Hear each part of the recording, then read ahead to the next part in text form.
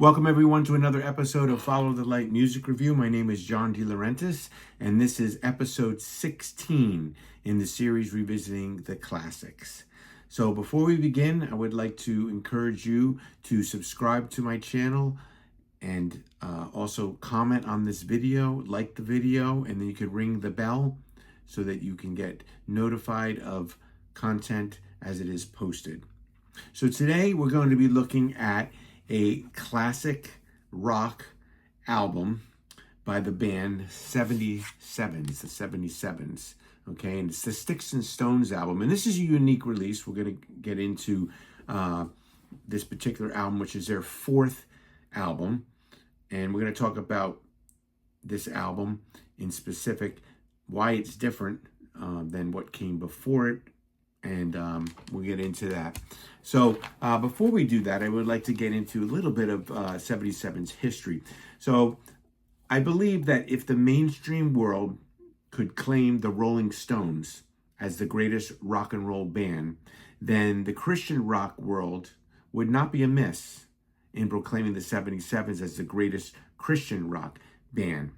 And this band has had a long history of releases. They're still very active, and in fact the 77s are coming out with a new album that they had a Kickstarter campaign for. It's going to be an album called Seven, so I'm really excited for that to be coming out. So here is a band that started a long time ago and is still putting out new music, so I'm really looking forward to this latest 77s album coming out, because I'm a huge fan of the 77s and have pretty much everything in their discography.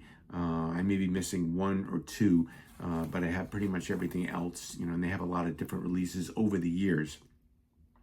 So let's talk about them a little bit more, some of their history.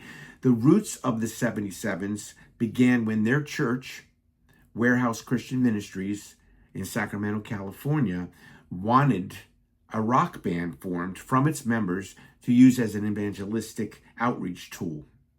And that band was known as, and you've probably heard this information before, it was known as the Scratch Band, as band member Michael Rowe relates, because the band was thrown together from scratch. And eventually the band would morph into what we now know as the 77s, and they would release their debut album, Ping Pong Across the Abyss, on the newly formed Exit Records label. And this was released in 1983. Now, Exit Records was a label that was, its vision was to have Christian artists that were putting out artistic albums, and having a vision for that. And so the 77s, their album, their debut album that came out, was closer to a more new wave rock sound in the beginning.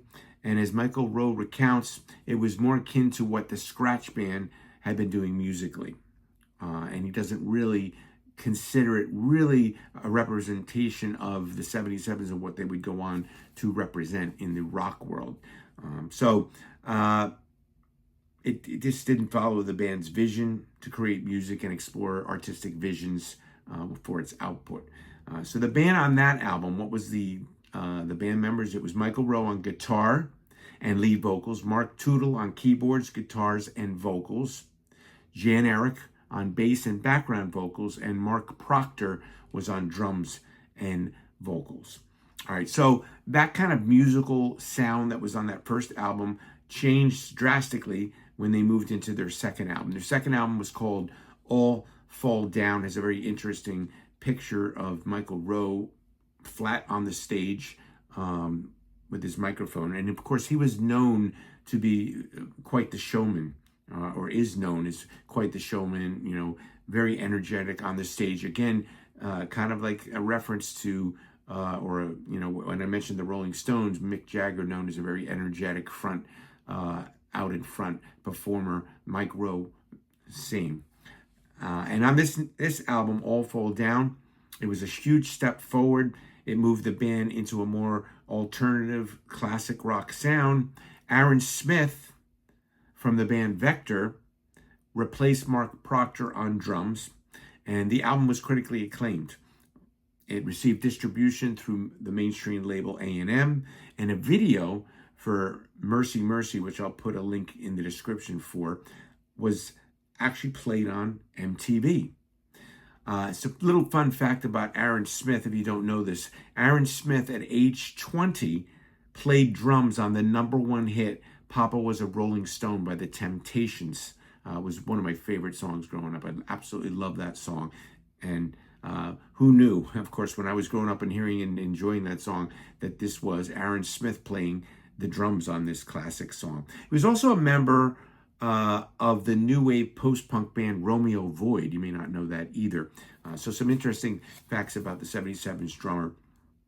Now, the band went on from that album to a third self-titled album called the 77's, obviously, and that was released on the mainstream record label Island Records, the same label that U2 was on, and was also released on Exit Records as well. And that came out in 1987. Now, that album is one of the finest albums in their discography. It features the classics Do It for Love, Pearls Before Swine, and The Lust of Flesh, The Eyes and the Pride of Life, a song that Rose's other band, the Lost Dogs, would go later on to record.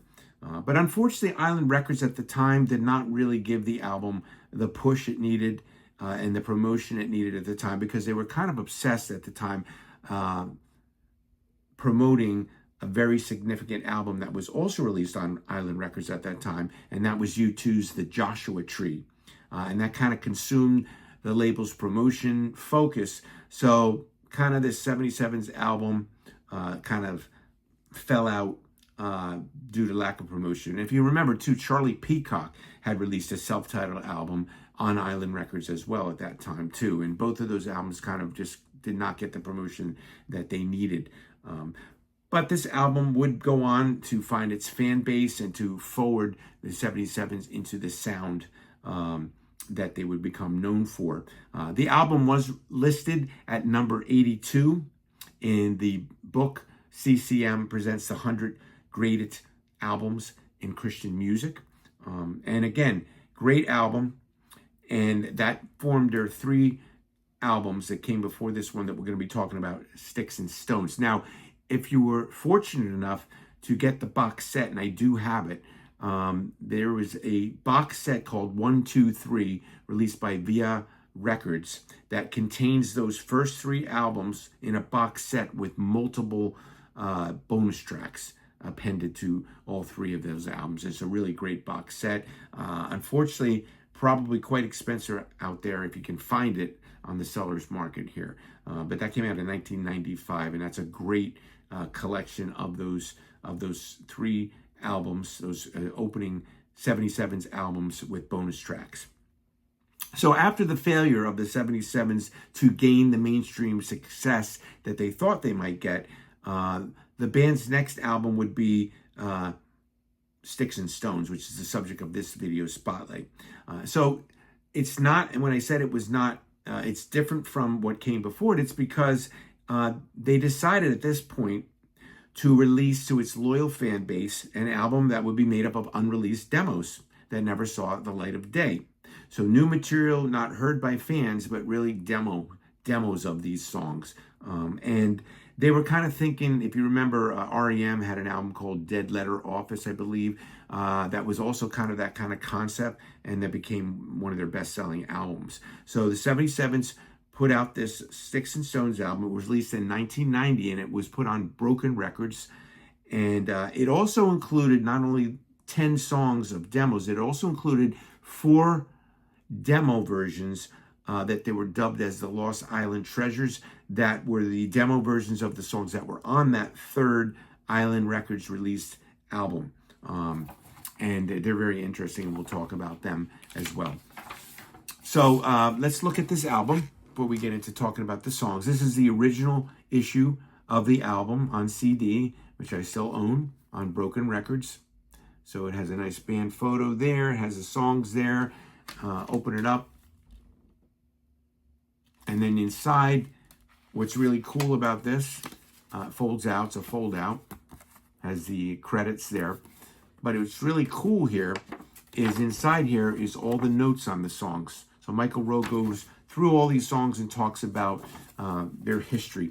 and how they came about. So it's really cool. And the lyrics are not in here, but the lyrics are readily available on the 77's official site, which I'll put in the description. So you can look up all the lyrics. They're available on their official website. And I'm going to talk a little bit after the video of the reissue of this. There is a reissue of this one that came out, and I'll talk about that and show you that too. But for now, we're just going to talk about this here. We'll go over the songs, and then I'll show you that remastered re-release that came out later on Low Fidelity, the band's label. So let's talk about this album and the songs here. So it opens up with a song called MT, and this is also just a great, one of the best tracks in the 77's discography. MT stands for More Than. This song was written by Roe and Bongo Bob Smith. Bongo Bob, kind of hard to say, tongue twister. Bongo Bob Smith is a percussionist who has played on multiple albums, from Charlie Peacock and Robert Vaughn to Whitney Houston and Joe Satriani. So, you know, very, very, very well-known percussionist on, like I said, a lot of albums. Again, MT stands for More Than, and the song opens with this great rocking riff and this powerful drum groove. Roe sings with fervor on a song that features an expression of value for a person as he sings, "Take me to your heart, because there is where we make it start." It was, according to the notes, an attempt to be a top 40 hit, but then it was soon forgotten after the rough mix was completed. And it's a great, great opening track to this album. Next up is Nowhere Else. This opens up with vocals singing "Hey Na Na" as it fades in, and the song then sounds, it sounds like a hit song that never was. It features some nice strummed guitars, some strong percussion accents. Chorus is extremely memorable as Rose sings, "There is nowhere else I'd rather be than in your heart. There is nowhere else I want to be but in your eyes, in your arms." This one was written by Mark Tootle, and it's a wonderful kind of departure for the 77's into this emotive ballad that packs a punch in its rhythm, and it's a pure song of devotion. Really great song. The next song, "This Is the Way Love Is," of course, has become an iconic song in the band's catalog. It features this repeated keyboard riff that goes throughout the whole entire song. Very simple, but very effective. And like I said, it goes through. And when the band is doing this live, whoever's playing the keyboards has a lot of patience, because that riff goes through the entire long live version of it. But it kind of anchors it into this rhythmic and pulsating groove. The chorus is an infectious sing-along song with a tight rhythm section pushing the song forward. It has creative lyrics as well. "This is the way love is when it's a one-sided, double-minded mirror with no reflection." Now, think about those lyrics here. Very creative. It has become, like I said, a live staple in their shows, and often, as I also said, expanded into a lengthy jams. Really great song. Next is another favorite song in their live set, "Perfect Blues." This is, of course, you can tell by the title, is an all-out blues rocker. That's another example of a band that could write catchy, grooving songs that make you want to get up and move. This one was written by Michael Rowe, according to his notes, in 5 minutes in his car. And it's another song, like I said, that features very prominently in their live shows and can turn into a jam for it. It's a blistering version on here. And check out the version on 88, their live album, which I mentioned when I was talking about my top 15 Christian rock live albums. Check out that video on the channel. The 88 by the 77's was in that list. And there's a great live version of this song, "Perfect Blues," on that. It also has this great, awesome Jerry Lee Lewis type styled keyboard solo in there and some great guitar solos in there. Another really strong track. Then this song moves on, then the album moves on to the next song, which is a song called "Don't This Way." Now, Michael Rowe describes this in the notes as maybe the saddest song I've ever heard. And this is one of the highlights on the album for me. For anyone who has ever faced loss through a painful relationship breakup, this song can serve as a soundtrack for it. It features a guitar melody that is melancholic as its lyrics. The song is like a cathartic walk through an emotional, dark place. As Rose sings, imagine all our years together like a blackbird that won't sing. Imagine throwing it to the air, but it falls from broken wings. What a creative way to talk about loss. This is like something like King David would write in the Psalms. This is one of my absolute favorites, like I said, on the album, and one I can identify with in my own personal life. It kind of encapsulates a scripture that some people might say, really?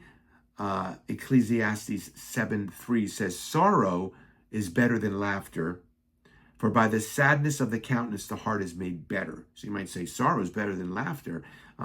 But when you think about what that verse is saying, it may seem like it's negative advice, but I think it's pointing to the fact of what Jesus said. In the world you will have tribulation, but be of good cheer. I have overcome the world. And as Paul states in one of my life verses, and we know that all things work together for good to them that love God, to them who are called according to his purpose. Romans 8:28. Think about that. Because you become a Christian doesn't mean all of a sudden everything is perfect in life. You're never going to have any tribulations. You're never going to have any sorrow. You're never going to go through stuff. No, you are going to have tribulation. Jesus says it. And so a song like this is a very emotional kind of look at that.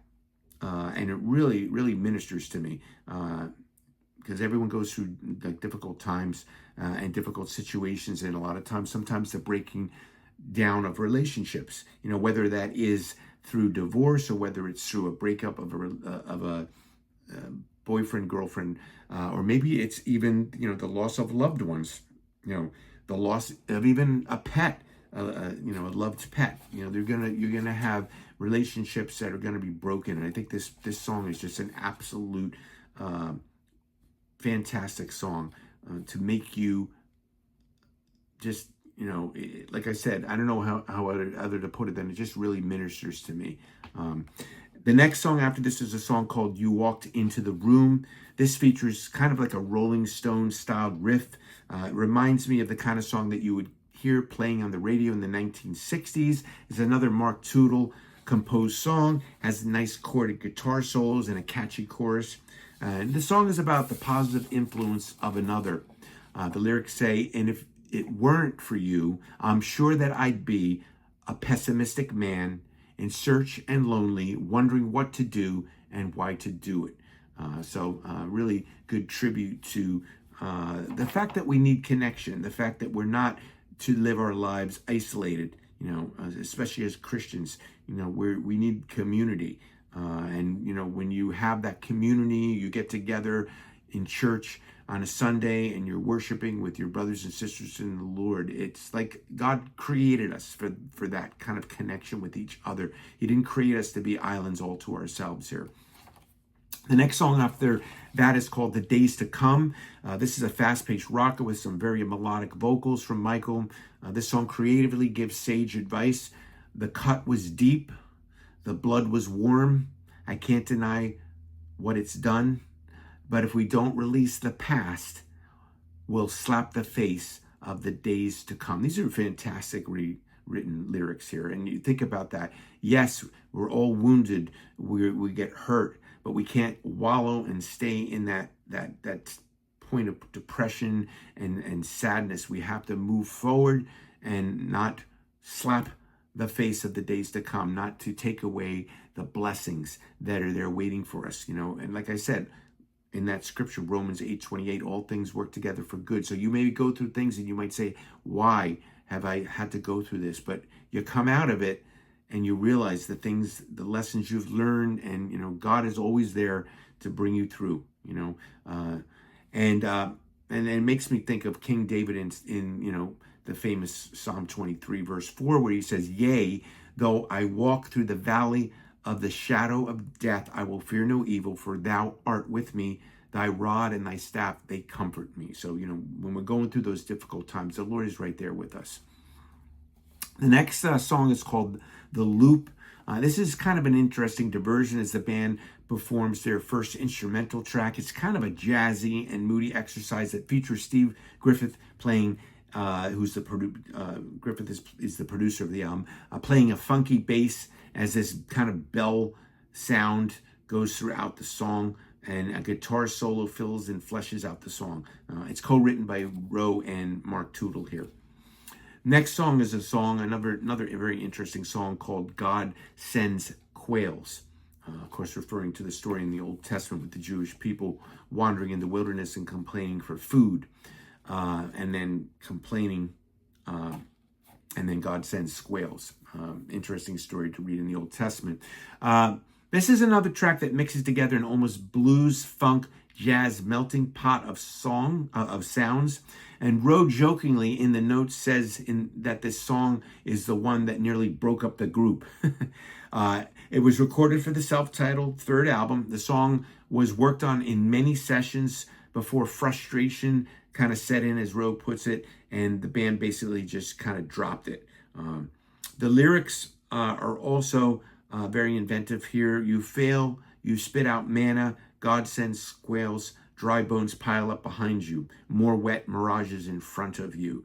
And the chorus is repeated here with this phrase, you can't go back, you can't go back. And surprisingly, as much difficulty and frustration that the band had with this song, I think it's a fantastic song, and it features some great blues guitar solos in there and kind of this hypnotic rhythm section to it. So I think it's another one of the highlights on this album.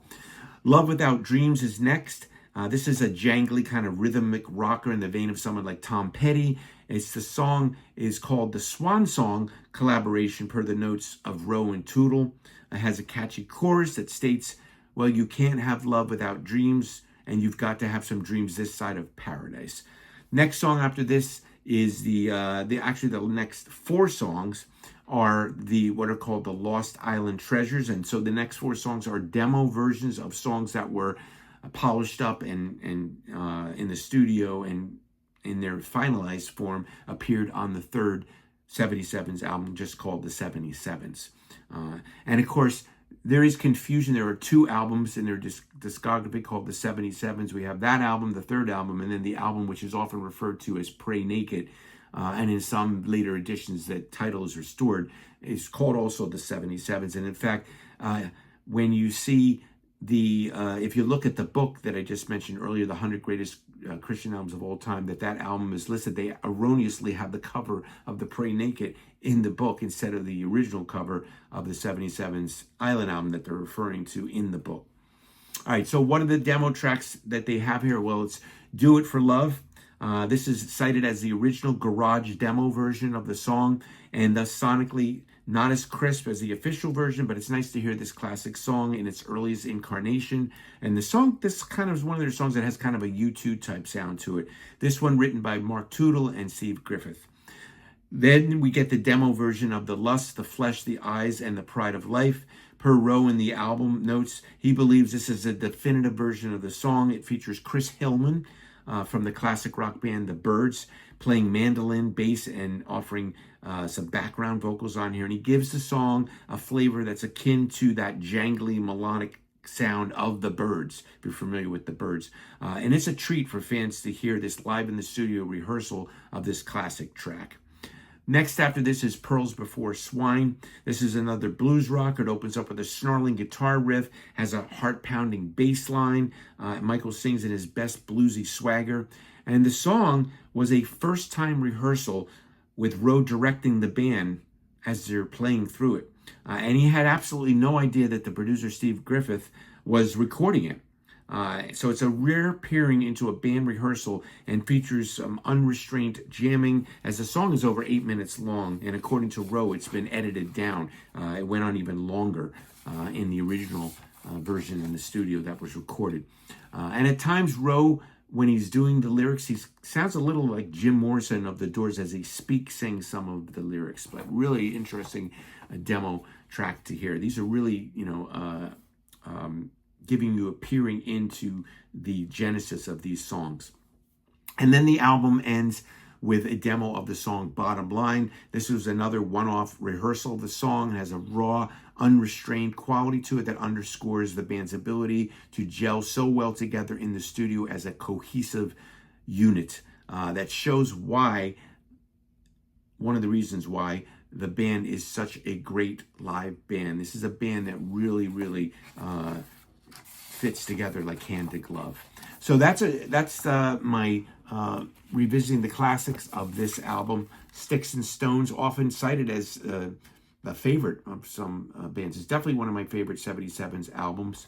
And I wanted to point your attention to this here, the 77s, because that's long out of print, the 1990 version. But the 77s released a 2-disc remastered version. And man, I listened to the original version and then I listened to this remastered version. The remaster is incredibly done. It sounds fantastic, that original album. And then to sweeten the pot, they add a second disc, which features live tracks of Do It for Love, Nowhere Else.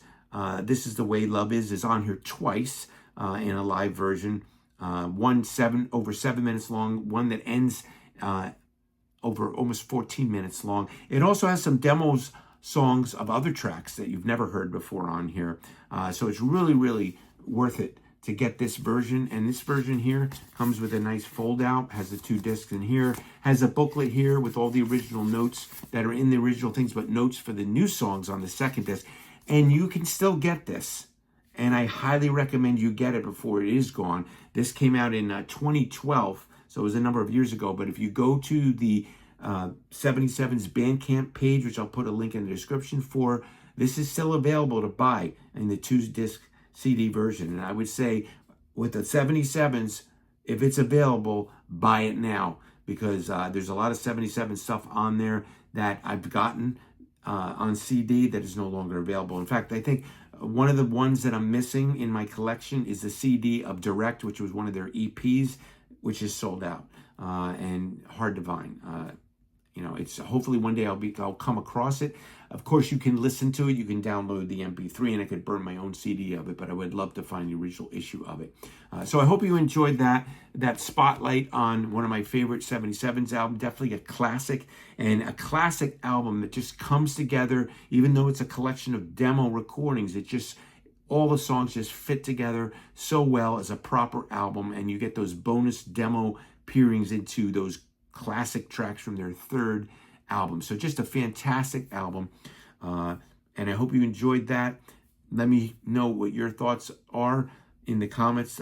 But hopefully I'll do maybe a little something more about the 77s in their discography in the future.